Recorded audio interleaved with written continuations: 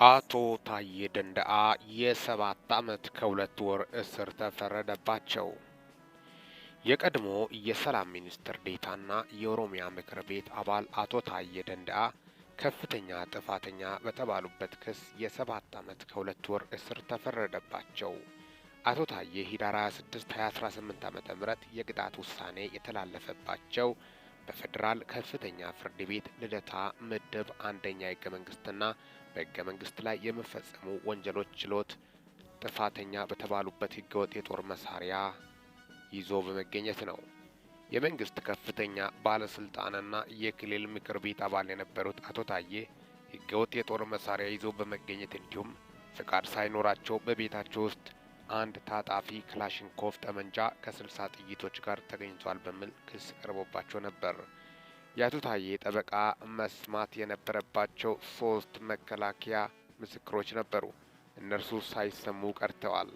የፍርድ ቤቱን ውሳኔ እናከብራለን፣ ነገር ግን ቅሬታዎች አሉን ሲሉ ለሚዲያ ተናግረዋል። አቃቤ ሕግና ተከሳሹ አቶ ታዬ ደንደአ ከቤታቸው በተገኘ ህገወጥ የጦር መሳሪያ ክስ ላይ ሲከራከሩ የቆዩ ሲሆን በክርክሩ ወቅት አቃቤ ሕግ 2 ምስክሮች አቅርቦ አስመስክረዋል። አቶ ታዬ የፌዴራል ፖሊስ ምክትል ኮሚሽነር መላኩ ፈንታ ጠባቂዎቻቸው መልቀቃቸውን በመጥቀስ የደህንነት ስጋቶች ስላለባቸው መሳሪያ እንደተሰጣቸው መጠየቃቸውን ለፍርድ ቤቱ ገልጸው ኮሚሽነሩ መሳሪያ ይሰጠኝ የሚለውን ለጠቅላይ ሚኒስትር ጽህፈት ቤት ደብዳቤ እንደጻፉ እንደነገሯቸው ገልጸዋል።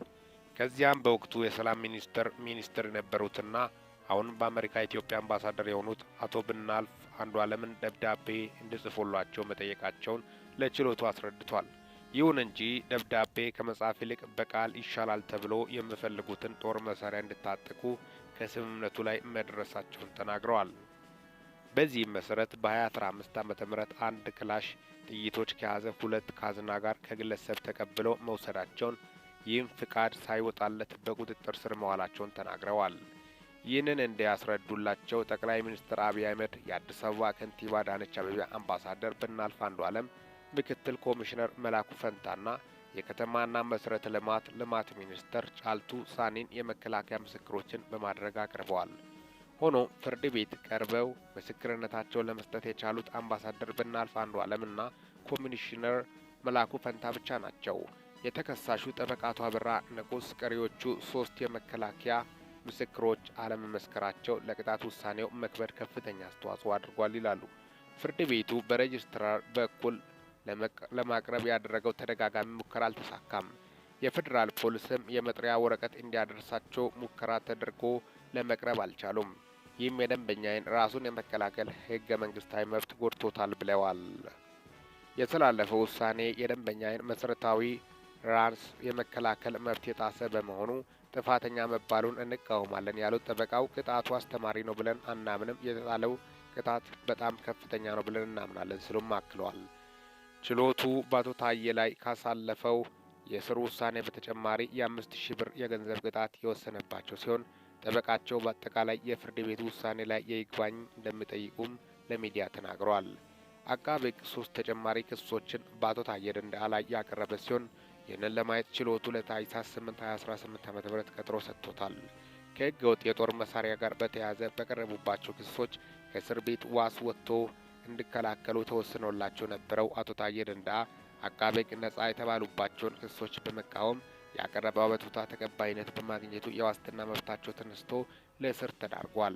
ወደ ስልጣን ከመምጣታቸው በፊት በፖለቲካዊ እንቅስቃሴያቸው ምክንያት በእስር ላይ የቆዩት አቶ ታዬ ደንደአ የጠቅላይ ሚኒስትር አብይ አስተዳደር ወደ ስልጣን ከመጣ በኋላ የመንግስት ተሿሚ በመሆን ሲያገለግሉ ነበር።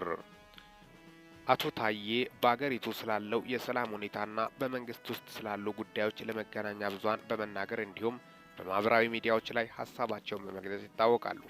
የጠቅላይ ሚኒስትር አብይ አስተዳደርም በማህበራዊ ሚዲያ ላይ ከተቹ በኋላ ከሰላም ሚኒስትር ዴኤታነታቸው በጠቅላይ ሚኒስትሩ በተጻፈ ደብዳቤ ተሰናብተዋል። ከዚያም በኋላ በማህበራዊ ሚዲያ ገጻቸው ላይ ጠቅላይ ሚኒስትር አብይ አህመድ ላይ ጠንከር ያለ ትችትና ክስ በሰነዘሩበት ምሽት በጸጥታ ኃይሎች ከቤታቸው ተወስዶ 1 ዓመት ለሚጠጋ ጊዜ በእስር ላይ ቆይተው በፍርድ ቤት ውሳኔ በዋስ ቢለቀቁም ከግንቦት 17 ዓ.ም ጀምሮ በድጋሚ ታስሯል።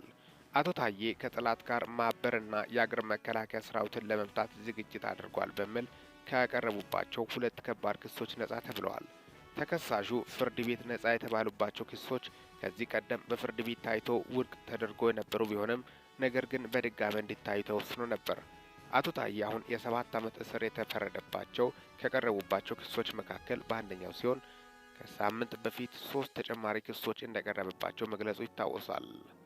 ጠበቃቸው አቶ አበራ ንጉስ እንደተናገሩት 3 ክሶች ሁከትና ብጥብጥ ማስነሳት እንዲሁም በሕግ የተመረጠ መንግስትን በኃይል ለመናድ መሞከር፣ በመከላከያ ሰራዊት ላይ ሐሰተኛና የሚያደናግር መረጃ መንዛትና ሀገርን የመድፈር ወንጀል ናቸው። እንግዲህ የአቶ ታዬ ፍርድ ቤት ውሳኔን በማስመልከት የኦፌኮ ሊቀመንበር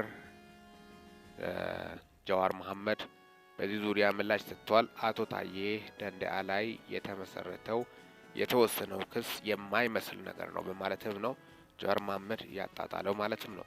አቶ ታዬ ደንደአ እንግዲህ መንግስት በዋናነት በመንግስትና በሳቸው መካከል ከፍተኛ ክፍተት የተፈጠረበት ዋነኛው ምክንያት በሰዓቱ ህዝቡ ጦርነት ይብቃ የሚል ሰልፍ በመዲናችን አዲስ አበባ ሊያደርግ በሚዘጋጅበት ሰዓት ላይ ሰልፍ መከልከላቸውን ተከትሎ ውጥረት በነገሰበት ሰዓት ላይ ኦነግ ሸኔ አዲስ አበባ ዙሪያ ከበዋል በተባለበት ሰዓት ከፍተኛ ስጋት በተፈጠረበት ሰዓት ላይ ለምን የሚል መንግስት ከፍተኛ ስጋት ላይ በነበረበት ሰዓት ላይ ለምን የህዝብ ጥያቄ አልተመለሰም? ጦርነት ይብቃ የሚል የህዝብ ጥያቄ ነው ተነሳው ሲባል መንግስት ደግሞ ከጀርባው ምናልባት ሌላ አጀንዳ መፈንቅለ መንግስት ሙከራ ሊደረግ ይችላል የሚል ስጋት ስለነበረው በዛ ሰዓት ዝምታን ሰልፉንም መከልከሉ የሚታወስ ነው።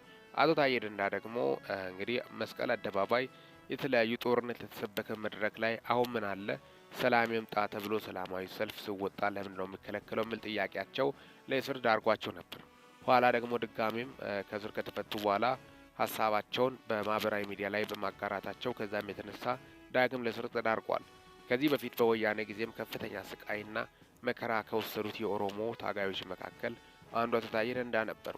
በብልጽግና መንግስት ወደ ከፍተኛ ሹመት ላይ ስልጣን ካገኙ በኋላ ዳግም ከመንግስት ጋር ፍጥጫ ውስጥ መግባታቸው ሌላ ነገር ሆኗል። ህዝቡን እሳቸው የገለጹ ያሉት የህዝብ ሰላም፣ እኩል ነጻነት ያስፈልጋል። እናቴም ቤተሰቦቼም እየተሰቃዩ ናቸው።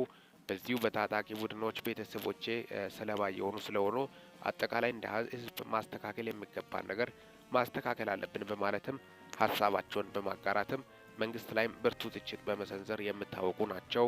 የመንግስት ባለስልጣን ሆኖ ማለትም ነው። ከዛም ጠቅላይ ሚኒስትር ዶክተር አብይ አህመድ በአንድ ብጣሽ ወረቀት ነበር ብጣሽ ወረቀት ላኩላቸው። ከዛ በኋላ ከስልጣን እንዲነሱ ተደርጓል። ወዲያው ደግሞ የጸጥታ ኃይሎች ወስዶ ማሰራቸው የሚታወስ ነው። አቶ ታዬ ደንደአ በአሁኑ ሰዓት እንግዲህ 7 ዓመት ከ2 ወር ጽኑ እስራት መፈረድ እንግዲህ እሳቸው ላይ መፈረዱ በርካቶችን ያሳዘነና ያስደነገጠ ክስተት ነው ለጀምረም ከዛም የተነሳ ጠበቃቸው ህጋዊና ፊታዊ አይደለም በማለትም ነው። ምክንያቱም ክላሽንኮቭ ጦር መሳሪያ ሲታጠቁ የመንግስት ባለስልጣናት እጅ እንዳለበትና ወዲያው ደግሞ አብዛኞቹ ዝም ብሎ እንደምታጠቁ ጭምርም ደብዳቤ ሳይኖራቸው ራሳቸውን የመከላከል መብት እንዳላቸው ጭምርም ነው። ያን በማስመልከትም ነው። ይህ እንግዲህ የዕለቱ ኢንፎ ነው። የዕለቱ ኢንፎን ሰብስክራይብ በማድረግ ወቅታዊና ታማኝ መረጃ ያገኙ። ሰላም ቆዩልኝ።